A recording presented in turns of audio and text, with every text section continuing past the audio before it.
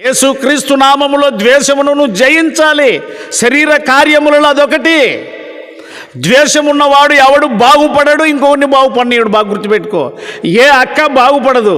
మార్తమ్మ కూడా ద్వేషం చూపింది, యేసు ప్రభువునే గద్దించింది, నీకు చింతలేదా అని. ద్వేషం ఎంత పని చేస్తుందో తెలుసా? నాశనం చేస్తుంది. ఒకవేళ మంటల్లో పడితే వెంటనే ఒక 5 నిమిషాలు 10 నిమిషాలకు కాలిపోతావేమో, కానీ ఈ ద్వేషం అనేది రోజు నిన్ను కాల్చివేయడమే, రోజు నిన్ను నాశనం చేయడమే ద్వేషం. ఒకే ఇంట్లోనే ఒకరు ప్రేమింపబడ్డారు, ఒకరు ద్వేషింపబడ్డారు. ఎవరు ప్రేమింపబడ్డారు? రాహేలు. ఎవరు ద్వేషింపబడ్డారు? ద్వేషింపబడిన వారి పక్షాన ఎవరున్నారు?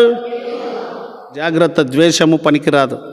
మునుపు ఒకరినొకరు ద్వేషించుచు ఉంటిమి, 3వ వచనం దగ్గర. ఇది ముచ్చట ఎవరికైనా, కానీ ఎదుటివారి విషయం జాగ్రత్త.